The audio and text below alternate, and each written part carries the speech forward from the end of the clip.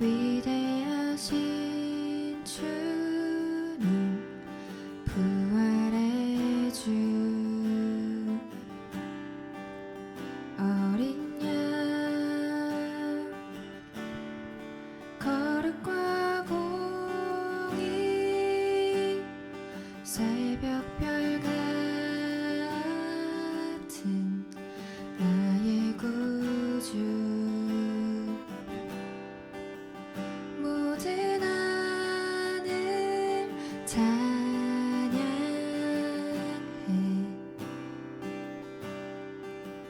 모든 만물이 주 경배해 아름답고 놀라우신 모든 이름보다 높은 이름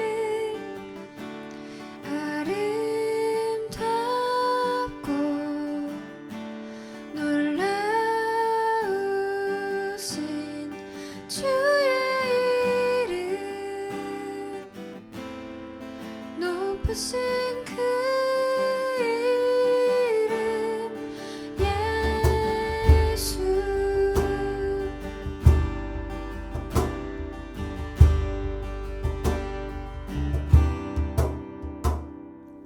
예수 아름다우신 위대하신 주님 부활의 주 어린 양 거룩과 공의 새벽별 같은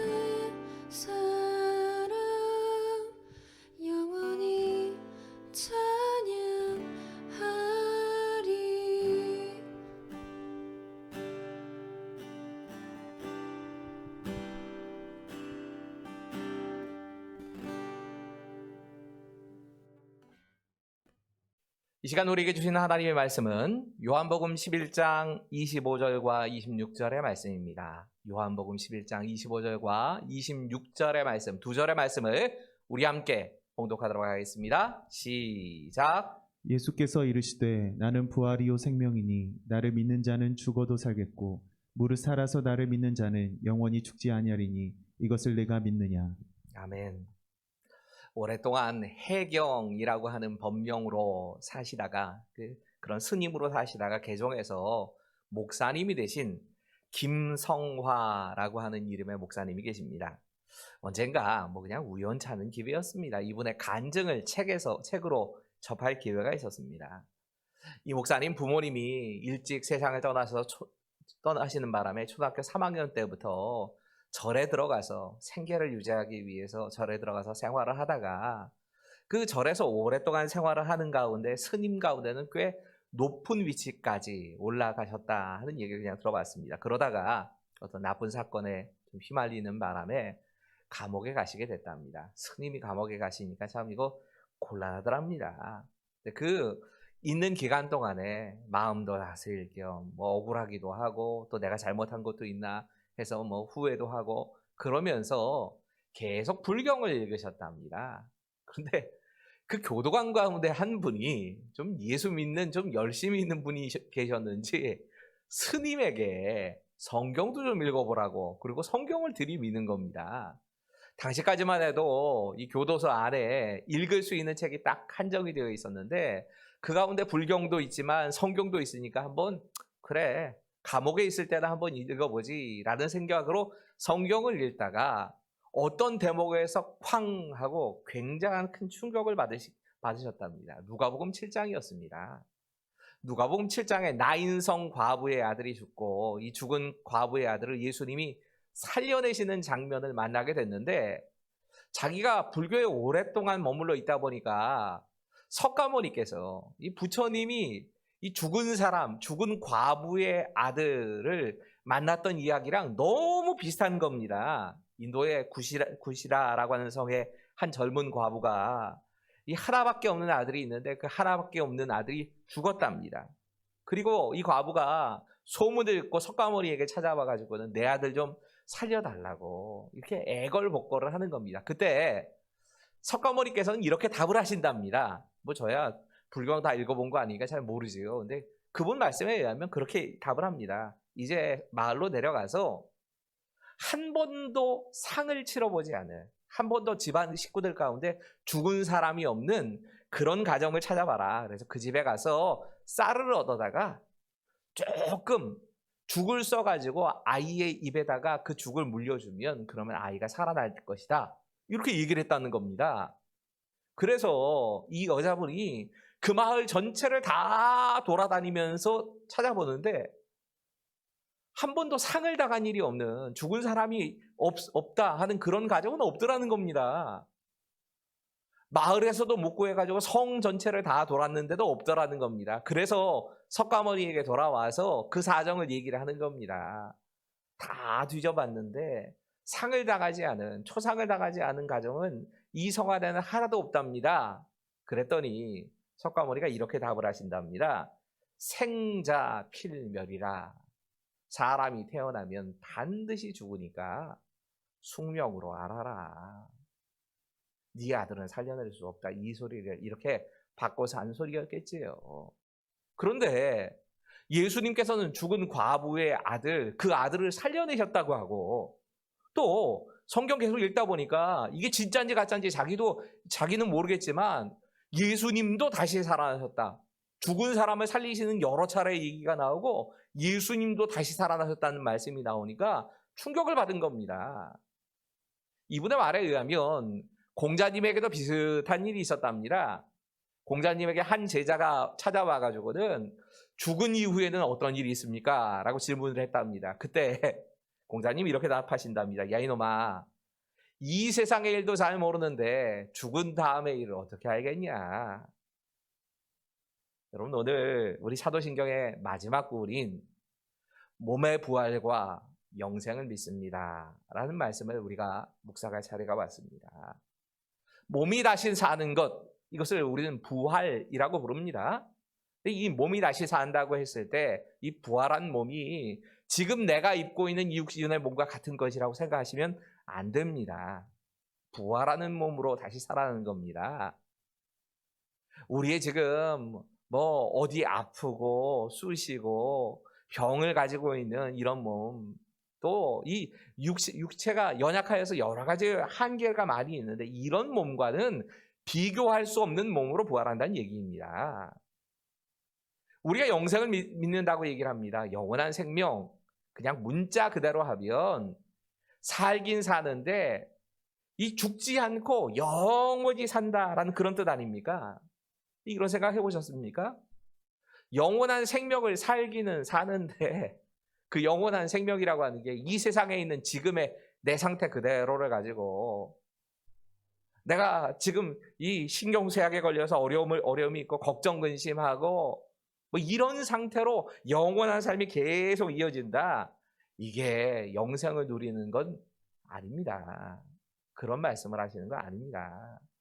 하나님께서 말씀하신 이 영원한 생명은 우리가 영원히 우리 주님께서 다스리시는 그 하나님 나라에서 생명을 유지하며 살아간다라고 하는 뜻입니다. 이건 우리의 언어나 우리의 경험으로는 표현도 할 수 없는 세상일 겁니다. 하나님 나라의 특징을 굳이 이야기하자면 하나는 평화가 이루어졌다 할 것이고 또 다른 하나는 기쁨의 나라가 될 겁니다. 그런 영원한 생명이 우리에게 있다 하는 것을 믿음으로 고백한 겁니다.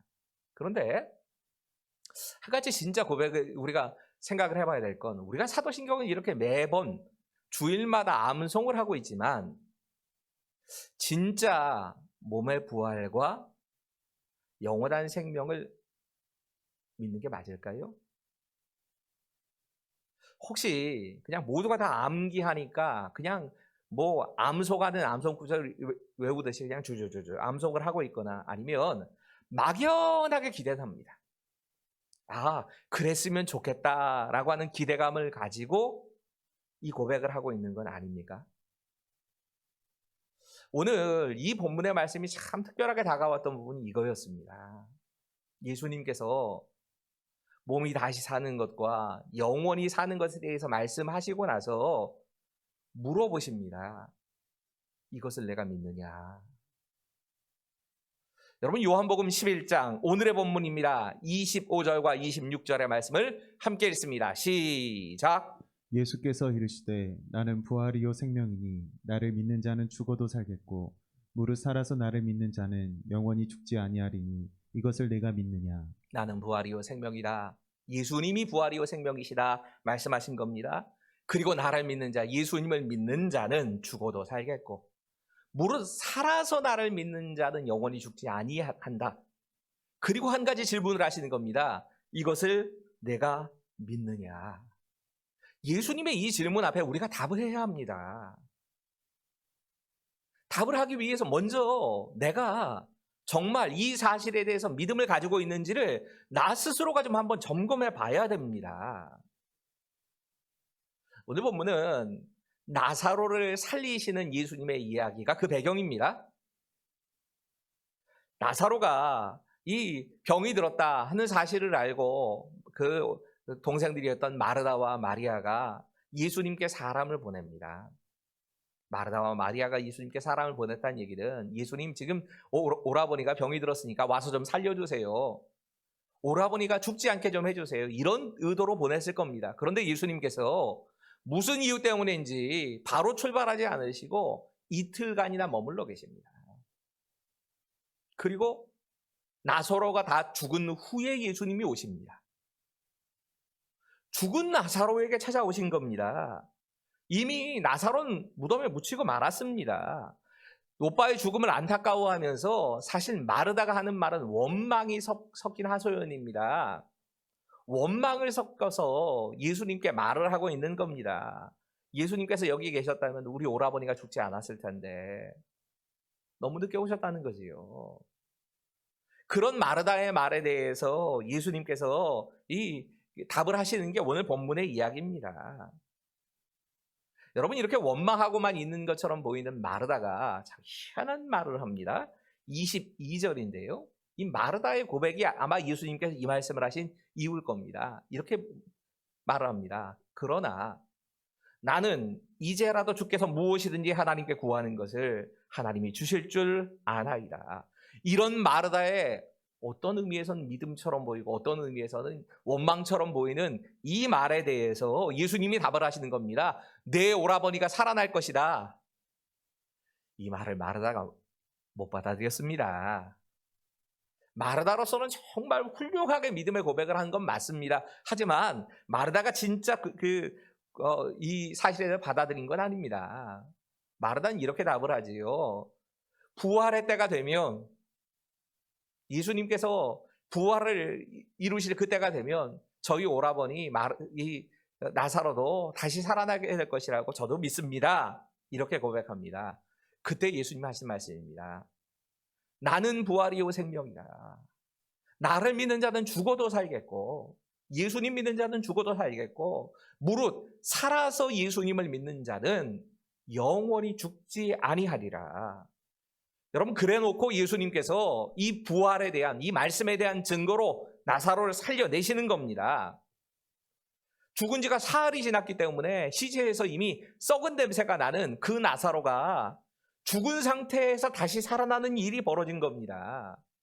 여러분, 이 이야기를 통하여서 우리가 이 부활과 영생에 대한 메시지를 찾아가야 합니다. 첫 번째 메시지는 이겁니다. 예수님의 부활은 예수님께만 적용되는 것이 아니라 예수님을 구세주로 영접한 모든 그리스도인에게 똑같이 적용이 되는 것입니다. 예수님의 부활로 끝나는 게 아닙니다. 그 부활하심이 예수를 믿는 우리들 모두의 부활도 되는 것입니다. 그런 일이 일어난다고 말씀하신 겁니다. 부활장으로 유명한 고린도전서 15장이지요. 고린도전서 15장은 이 예수님의 부활의 의미를 설명하면서 이렇게 말씀합니다. 15장 51절과 52절입니다. 같이 읽지요. 시작. 보라, 내가 너희에게 비밀을 말하노니 우리가 다 잠잘 것이 아니요 마지막 나팔에 순식간에 호련히 다 변화되리니 나팔 소리가 나매 죽은 자들이 썩지 아니할 것으로 다시 살아나고 우리도 변화되리라. 이 썩을 것이 반드시 썩지 아니할 것을 입겠고 이 죽을 것이 죽지 아니함을 입으리로다. 여러분, 분명히 이렇게 말씀합니다. 우리도 변화되리라. 예수님께서는 잠자는 자들의 첫 번째 열매가 되기 위해, 부활의 첫 번째 열매가 되기 위해 우리에게 부활을 허락하신 겁니다. 부활하신 겁니다. 예수 그리스도와 정말 그분이 이루신 그 일들, 십자가와 부활을 통하여서 이루어진 그 일들, 그 예수님의 십자가 나를 위한 십자가였음을 믿고 예수님의 부활이 나에게도 적용될 수 있다는 사실을 믿는 그 사람들에게 이 부활은 예수님께만 일어나는 일이 아니고 나의 부활로도 나타나게 되는 그런 역사가 일어날 것이라고 말씀하신 겁니다. 부활의 때가 되면 우리 주님과 함께 우린 썩지 않을 몸으로, 영광스러운 몸으로 변화될 것이라고 말씀한 겁니다. 여러분, 초대교회에는 이 부활에 대한 분명한 믿음의 고백이 있었습니다. 이 부활에 대한 믿음의 고백 때문에 초대교회 성도들은 적어도 이 부활의 증거로 세 가지를 합니다. 제일 첫 번째로는 부활하신 그날을 기념하기 위해서 주일을 지키기 시작합니다. 이 역사신학자로 유명한 후스토엘 곤잘레스라고 하는 분이 계시는데, 이 후스토엘 곤잘레스가 초대교회 신앙에 대해서 이야기하면서 이 부활을 지킨 신앙에 대해서 이렇게 설명을 합니다. 제가 좀 읽겠습니다. 사도행전을 보면 초대교회는 매주 첫째 날에 모여 떡을 나누었다. 이처럼 매주 첫째 날에 모인 것은 주님의 부활을 기념하기 위해서였다. 따라서 이러한 예배의식의 목적은 예수님의 부활을 축하하고 이 부활이 약속된 모든 사람의 부활을 예고하는 것을 기억하기 위해서였다. 여러분, 맞습니다. 초대교회가 처음으로 지킨 절기는 부활절입니다. 우리가 생각하는 오늘 이제 부활주일을 보내게 되는데, 이 부활주일만을 부활절로 보내는 것이 아니라 매번 이 안식 후 첫날이라고 정해져 있는 그날 주일을, 지금 우리로 말하면 주일을 부활절로 지킨 겁니다. 이것이 초대교회가 가지고 있던 부활신앙이 드러나는 모습입니다. 초대교회 성도들은 예배를 마치거나 자기들끼리 만나면 인사를 합니다. 그 인사 가운데 하나는 이겁니다. 예수님께서 부활하셨습니다. 그리고 이 인사를 받는 사람은 이렇게 답을 합니다. 네, 참으로 부활하셨습니다. 이게 초대교회의 인사였습니다. 이 후소엔 곤잘레스가 이야기하고 있는 부활의 가장 큰 특징이 있다면 죽음, 그리고 그 죽음에 따른 비문, 이 초대교회 성도들의 비문을 보면 예수 믿지 않는 사람인지 예수 믿는 사람인지가 한 번에 드러난답니다. 이게 불신자들의 비문과 예수 믿는 사람들의 이 무덤에 쓰여진 글자들이 완전히 달랐다는 겁니다. 여러분, 이 비문을 보면 초대교회 성도들이 아예 죽음을 이별이라고 생각도 안 했습니다. 그들은 자신의 죽음 앞에 이런 고백들을 계속 남깁니다. 여러분 아셔야 되는 건 이 로마 시대에 이 비석에 새겨지는 이 비문은, 죽음, 이 무덤에 새겨진 비문은 죽어가는 사람이, 죽을 사람이 내가 죽은 후에 이렇게 비문을 새겨주십시오 라고 요청하는 것이 비석에 새겨집니다. 비문 내용은 이런 겁니다. 자녀여, 내 자녀여 울지 마라. 죽음은 영원한 게 아니다. 평안히 잠들다. 하나님 안에 살아있다. 그리스도 안에 살아있다. 여러분, 초대교회에 쓰여져 있는 비석의 비문들은 다 이런 내용이었습니다. 영원한 죽음에 갇히지 않는다는 걸 진짜 믿은 겁니다. 우리도 예수님이 부활하셨던 것처럼, 그분이 잠자는 자의 첫 열매가 되신 것처럼 우리도 그렇게 부활하게 될 것이라고 우리는 지금 고백하고 있는 겁니다. 이 부활에 대한 메시지의 두 번째는 이겁니다. 같이 읽겠습니다. 시작. 우리는 예수님의 부활로 영원한 생명이 우리에게 주어졌음을 믿습니다. 여러분, 오늘 본문 요한복음 11장 26절이 이렇게 말씀합니다. 무릇 살아서 나를 믿는 자는 영원히 죽지 아니하리니 이것을 내가 믿느냐. 살아서 예수님을 믿는 사람들은 영원히 죽지 않는다. 이 영원히 죽지 않는다라고 하는 말을 우리가 영생이라고 부릅니다. 물론 이 말은 육신이 완전히 죽지 않는다는 뜻은 아닐 겁니다.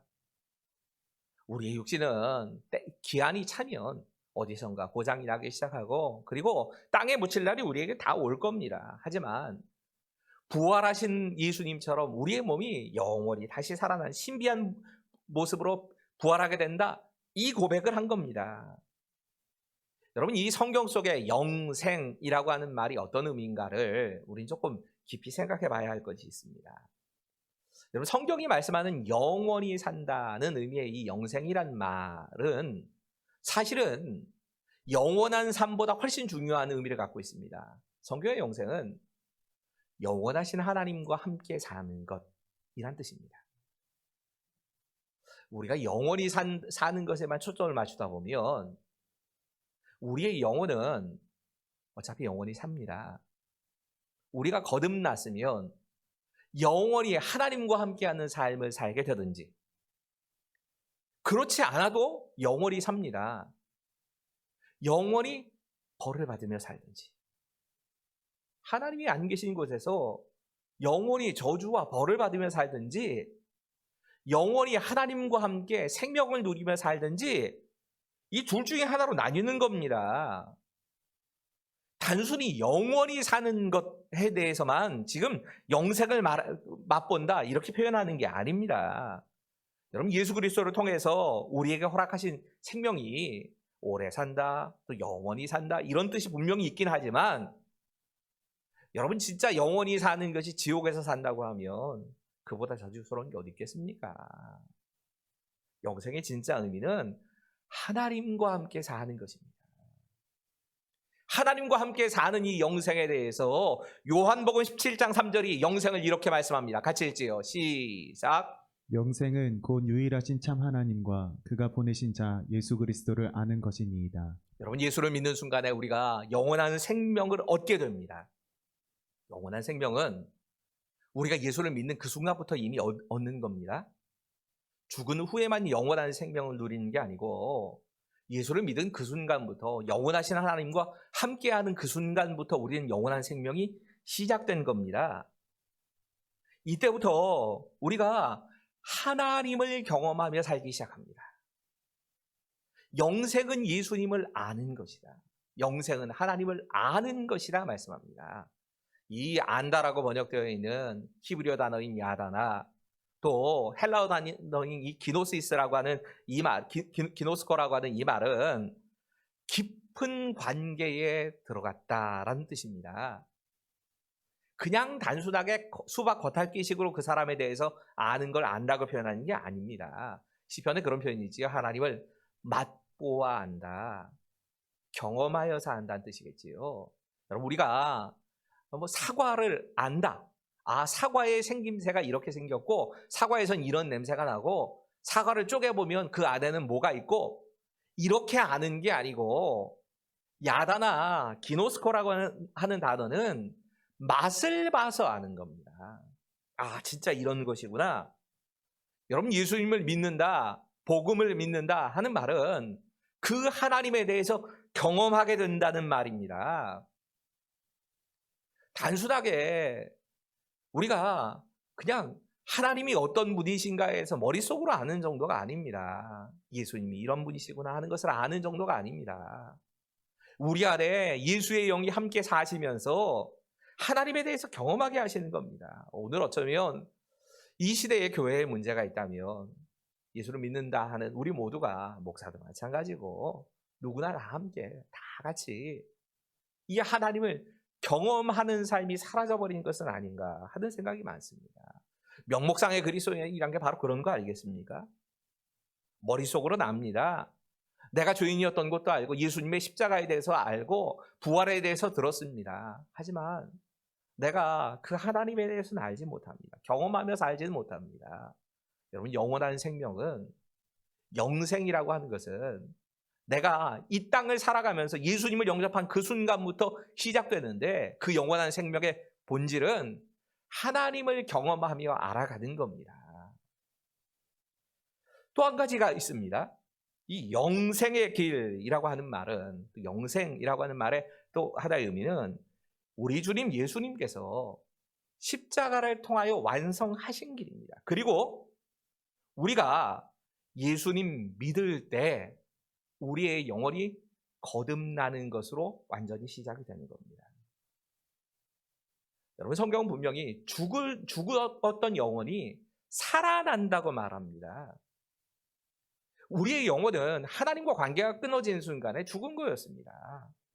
그런데 이제 나의 영혼이 하나님과 연결이 되면서 접붙여지면서, 예수님 때문에 접붙여지면서 내 영혼이 살아난 겁니다. 이 살아있는 이 영혼이 하나님과 늘 함께 동행하다가, 그리고 우리의 인생이 끝나는 순간에 우리 주님과 다시 동행하는 삶으로 더 깊은 동행으로 들어가게 된다는 겁니다. 여러분, 우리의 영원한 생명이라고 하는 건 미래에 시작되는 게 아니고요, 예수님을 구세주와 주인으로 모신 그 순간부터 이미 시작된 겁니다. 단순히 영원히 죽지 않는다 하는 의미가 아니라 새로운 생명이 출발하는 그 순간부터 영생은 출발한 겁니다. 그리고 우리가 이 땅 여전히 완전하지 않은 하나님의 나라를 맛볼 수밖에 없는 이 땅의 삶이 끝나고 나면, 우리의 영혼이, 우리의 몸이, 육신의 몸이 땅에 묻히고 나면, 그러면 우리는 하나님이 다스리시는 영원한 나라에서의 그 삶을 누리게 될 것입니다. 아마도 마지막 날에 하나님의 심판이 이 땅에 다 선포되고 그 심판이 다 마쳐진 후에 하나님께서 회복하실 그 새하늘과 새 땅, 우리가 정확하게는 그려볼 수 없겠지만 그 새하늘과 새 땅이 우리에게 하늘로부터 임하게 된다면, 그때 우리는 하나님이 계획하셨던 눈물이 없고 이별도 없고 슬픔도 없고 하나님과 화평을 누리고 기쁨만이 가득 차 있는 그 세상에서 우리 주님의 다스림을 받으면서 살아가게 될 것입니다. 언젠가 이 이동훈 목사님이, 지금 성교에 섬기셨던 이 이동훈 목사님이 이렇게 간증하시는 걸 설교 중에 들어본 기억이 있습니다. 이 목사님이 수원에서 계실 때의 일이라고 합니다. 목사님 너무너무 사랑해 주시던 한 권사님께서 세상을 떠나시게 됐는데, 목사님의 마음속에 이 권사님에게 진짜 이분이 구원의 확신이 있으신지, 이분이 정말 천국 간다라고 하는 것에 대해서 확신이 있는가라고 하는 것을 좀 확인시켜드리고 싶다는 마음이 있으셔서 나이가 많이 드신 그 권사님 병원에 누워 계시니까 권사님 찾아갔답니다. 평생 교회를 출석하시던 권사님이십니다. 근데 목사님의 마음속에는 뭔가 좀 자꾸 불안한 마음이 있으셨던 겁니다. 그래서 일부러 권사님과 이런저런 얘기를 하는 도중에 그냥 당연히 그냥 알고 있는 얘기처럼 하면서 얘기를 하다가 이렇게 질문을 하셨답니다. 권사님, 이 세상이 끝나고 나면 이제 세상 떠나시게 될 텐데 그러면 하나님 만날 준비 되셨지요? 권사님이 조금은 심각한 표정으로 이렇게 답을 하시답니다. 확신이라니요. 그런 확신은 없습니다, 목사님. 저 자신 없어요. 목사님이 그렇게하고 짐작을 어느 정도 하셨던 겁니다. 목사님이 당연히 오랫동안 신앙생활을 해오시던 분이니까 권사님 요한복음 3장 16절을 좀 암송해 보세요 라고 했답니다. 권사님이 한 구절도 틀리지 않고 또박또박 암송하셨답니다. 하나님이 세상을 이처럼 사랑하사 독생자를 주셨으니 이는 저를 믿는 자마다 멸망치 않고 영생을 얻게 하려 하심이라. 암송이 끝난 후에 목사님이 질문하십니다. 하나님이 세상을 사랑하셨습니다. 그 세상 안에는 권사님도 속해 계신 거 맞지요? 권사님도 포함되신 거 맞지요? 권사님이 그냥 늘 그렇듯이 예 믿습니다 그러더랍니다. 그럼 이제 이렇게 한번 천천히 읽어보세요.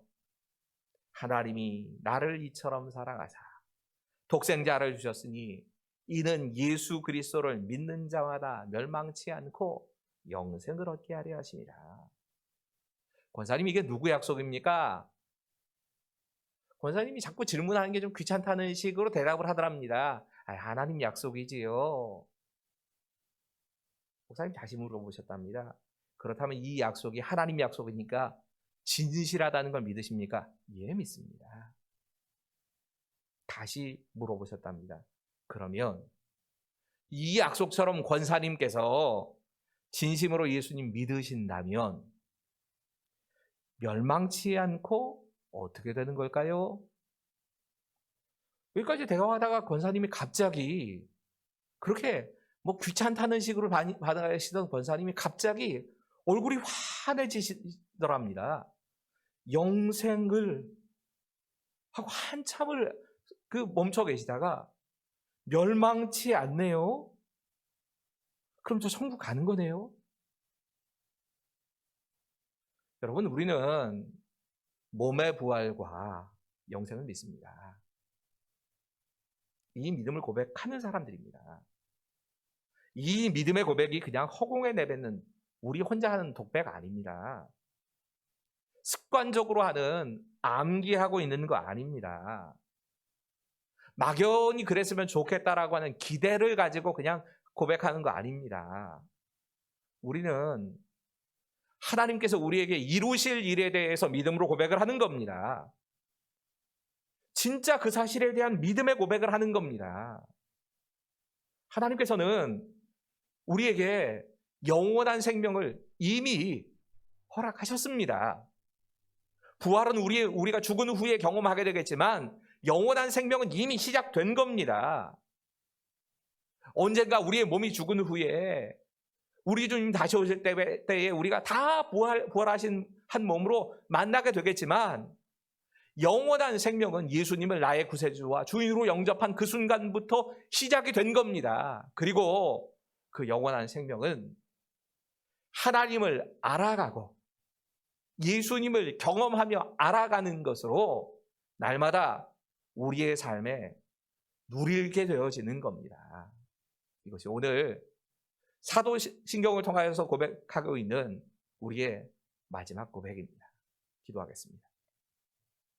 하나님, 우리가 몸의 부활과 영생을 믿는다라고 고백합니다. 하지만 이것이 마치 그냥 늘 주일에 암송하는 암송 구절 정도로만 생각하고 이 고백을 하고 있는 건 아닌가 점검하게 해 주십시오.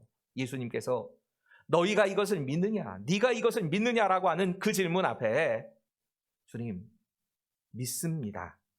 내가 막연한 기대감을 가지고 고백하는 것이 아니라 내가 이 사실을 믿습니다 고백하는 우리 모두가 될 수 있도록 주님 도와주시옵소서. 우리가 죽은 이후에 경험하게 되어질 그 부활하게 되어지는 그 일도 우리에게 일어날 것을 믿게 하시고, 우리가 예수님을 영접한 이후에 이미 예수님께서 우리에게 열어두신 십자가와 부활을 통해 열어주신 그 구원의 감격과 하나님을 알아가는 삶이 영생을 누리는 것으로 우리에게 늘 풍성하게 임하는 그런 시간들을 보낼 수 있도록 주님 도와주실 것을 믿으며 우리 구주 예수 그리스도의 이름으로 감사하며 기도하옵나이다. 아멘. 이 시간 말씀을 기억하면서 함께 기도합시다. 특별히 예수 그리스도께서 부활의 첫 열매가 되심에 감사하면서 기도합시다. 예수님께서 부활하지 않으셨다면 우리는 부활에 대한 소망을 가질 수가 없습니다. 그렇기 때문에 예수님께서 부활하셨다는 것, 첫 열매가 되셨다는 건 우리 또한 예수님과 같이 부활할 수 있다는 소망을 가질 수 있게 되는 것입니다. 이 시간 함께 기도하실 때 주님, 우리의 부활의 첫 열매가 되어주셔서 우리의 소망이 되어주심에 감사합니다. 이렇게 함께 기도하도록 하겠습니다. 기도하겠습니다. 하나님 감사합니다. 다시 한번 오늘 부활주일을 맞이해서 예수님께서 부활하신 그 의미가 단순히 죽었다가 부활했다는 것으로 보시는 것이 아니라 예수님께서 부활의 첫 열매가 되어주셔서 하나님 예수님을 믿는 모든 자들이, 예수님을 믿는 자들은 부활에 대한 소망을 가지고 살아갈 수 있게 하시니 감사를 드립니다. 우리가 이것에 대해서 날마다 기뻐하며 감사하며 즐거워하며 살아갈 수 있는 우리의 인생이 될 수 있도록 인도하여 주옵소서. 때로는 우리의 삶에 어려움과 고통이 따르지 않을지라도 우리가 낙심하지 않을 이유는 우리는 부활에 대한 소망이 있기 때문입니다. 다시 한번 고백하며 나아갈 수 있는 우리의 삶이 될 수 있도록 인도하여 주옵소서. 그래서 부활의 첫 열매가 단순히 그냥 수정적으로 문자적으로만 기록된 것이 아니라 우리의 삶에 실제적으로 감격이 있게 하여 주시고 감동이 있게 하시며 그 소망을 가지고 살아갈 수 있는 우리 모두의 삶이 될 수 있도록 인도하여 주옵소서. 그렇게 하시기에 감사를 드립니다. 우리 다시 한번 기도할 때에는 부활은, 예수님의 부활은 우리에게 영원한 생명이 주어졌음을 의미합니다. 여러분, 영원한 생명은 단순히 영원히 산다는 것만을 의미하지는 않습니다. 우리의 영생은 영원히 하나님과 함께 사는 것입니다. 그분을 알아가는 것입니다. 이 시간 기도하실 때 하나님, 우리가 이곳에서 살아가는 동안에 하나님을 알아가며 하나님과 함께 영생을 누리며 살아갈 수 있는 우리의 삶이 되게 하여 주옵소서. 그래서 부활의 첫 열매가 되신 예수님께 소망을 두며 하나님과 영원히 그분을 알아가며 즐거워하며 누리며 살아갈 수 있는 우리의 삶이 될 수 있도록 인도하여 주시도록 다시 한번 함께 기도하도록 하겠습니다. 기도하겠습니다. 하나님, 다시 한번 주님께 감사하며 기도하는 것, 부활의 첫 열매가 되신 예수님께 우리의 소망을 줄 뿐만 아니라 우리가 이 땅에서 영원한 생명을 살아가게 하시니 감사를 드립니다. 하나님, 영생을 단순히 문자적으로만 있는 것이 아니라 영원히 그분을 알아가며 그분과 함께 즐거워하는 것인데, 우리가 하나님과 이 땅에서의 삶에서 즐거워하고 그분을 알아가며 살아가는 삶이 될 수 있도록 인도하여 주옵소서. 죽음 이후에 이 땅에서 이후에서만 살아가는 우리 영생이 아니라 이 땅에서 영생을 누리며 살아갈 수 있는 우리의 삶이 될 수 있도록 인도하여 주옵소서. 그래서 예수님께서 우리의 첫 열매가 되신 구원의 첫 열매가 되신 그 의미가 하나님 이 땅에서의 삶이 끝나고서만이 아니라 이 땅에서 또한 그 구원의 기쁨을 누리며 살아갈 수 있는 우리가 될 수 있도록 하나님 인도하여 주옵소서. 하나님을 알아가는 것은 우리에게 즐거움이 되게 하시고 그 즐거움을 넘어서서 우리에게 영생을 누리며 살아가는 것이 아니라 다시 한번 깨닫고 함께 즐거워하며 살아갈 수 있는 우리의 구원의 삶이 될 수 있도록 주님 우리의 삶을 축복하시고 은혜를 베풀어 주옵소서. 다시 한번 기도하실 때 우리가 부활의 믿음을 가지고 하나님을 알아가며 이 세상에서 살아가는데 예수님이 다시 오실 그 날까지 우리가 그렇게 부활을 누리며 영생을 누리며 살아갈 수 있도록 하나님 우리의 믿음을 지켜주옵소서. 예수님이 다시 오실 그 날까지 부활에 대한 소망이, 부활에 대한 믿음이 흔들리지 않고 우리 안에 그 믿음으로 살아낼 수 있도록 주님이 다시 오실 그 날까지 기다리며 주님이 다시 오실 때에 주 예수여 어서 오시옵소서라고 환영하며 맞이할 수 있는 부활의 믿음이 우리 안에 계속해서 있을 수 있도록 은혜를 베풀어 주옵소서. 이러한 믿음의 고백을 가지고 함께 기도하도록 하겠습니다. 기도하겠습니다. 하나님, 이 시간 다시 한번 기도하는 건 하나님 다시 한번 예수님께서 이 땅 가운데 다시 오실 때까지 우리에게 이 부활의 믿음이 있을 수 있도록 주님 우리를 지켜 주옵소서. 때로는 삶의 어려움과 고통 때문에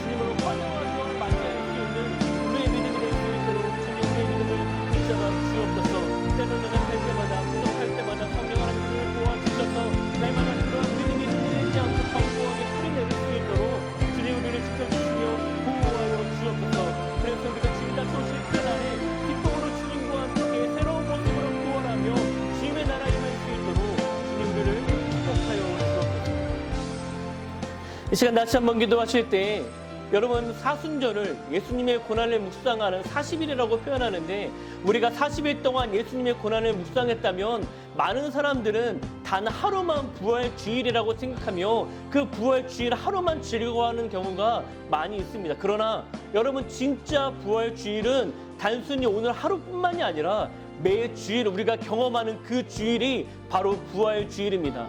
그래서 이 시간 기도하실 때 하나님 매주 드리는 이 예배가 매주 우리가 맞이하는 이 주일이 부활 주일이 되게 하여 주옵소서. 그래서 우리 안에 부활의 기쁨과 감격이 매주 있게 하시고 매주 예배를 드릴 때마다 그 기쁨과 감격으로 예배할 수 있는 우리 모든 곤지암교회 성도님들 될 수 있도록 우리 모두가 될 수 있도록 인도하여 주옵소서. 이렇게 고백하시면서 함께 기도하도록 하겠습니다. 기도하겠습니다. 하나님의 시간 다시 한번 기도하는 것 우리가 40일 동안 사순절이라는 의미에 예수님의 고난을 묵상하며 시간을 보냈습니다. 그러나 또 많은 이들이 이 부활주일을 단 하루만 즐거워하고 기뻐하는 경우가 많이 있음을 볼 수 있습니다. 그러나 주님 부활주일은 진짜 부활주일은 이 하루하루 의미하는 것이 아니라 우리가 매주 맞이하는 이 주일이 매주 주일이 우리가 알고 있는 부활주일을 다시 한번 고백합니다. 하나님 이 주일에 우리가 기쁨과 감격이 있는 것처럼 매주 드리는 예배 때마다 매주 맞이하는 주일 때마다 우리 안에 이 부활의 기쁨과 감격이 날마다 있을 수 있도록 또한 그런 기쁨과 감격으로 주님께 나아갈 수 있도록 하나님 우리에게 믿음을 더하여 주옵소서. 그래서 하나님 매주 주님께 나아가는 예배하는 시간이 우리 안에 기쁨이 있게 하시고 즐거움이 있게 하여 주옵소서. 매주 예배를 드릴 때마다 우리 안에 슬픔과 고통과 근심이 있는 것이 아니라 부활에 대한 소망을 가지고 기쁨과 감격함으로 나아갈 수 있는 우리 모두가 될 수 있도록 인도하여 주옵소서. 특별히 한국교회 안에 특별히 곤지암교회 안에 모든 성도님들이 이 진리를 깨닫고 날마다 드려지는 예배의 시간들이 우리 안에 부활을 경험할 수 있는 부활에 대한 소망을 고백할 수 있는 그런 하루하루의 시간 매주의 예배 시간 될 수 있도록 인도하여 주옵소서. 그렇게 하시니 우리 이 시간 마지막으로 기도할 때에는 이제는 우리가 사순절 특별 새벽 기도회를 마치고 부활 주일을 맞이하였습니다. 우리가 다시 한번 이 사순절 특별 새벽 기도회의 주제를 기억하시면서 사도신경 나는 믿습니다. 이 고백이 우리의 진짜 믿음의 고백이 되게 하여 주옵소서. 매주 매 예배 때마다 이 사도신경을 고백하는데 단순히 암송하며 고백하는 것이 아니라 우리 안에 믿음의 고백으로 주님께 올려드릴 수 있는 우리의 신앙의 고백, 믿음의 고백이 될 수 있도록 인도하여 주시도록 그렇게 기도하시고 또 여러분들이 가지고 계신 그 기도 제목을 가지고 함께 기도하도록 하겠습니다. 기도하겠습니다.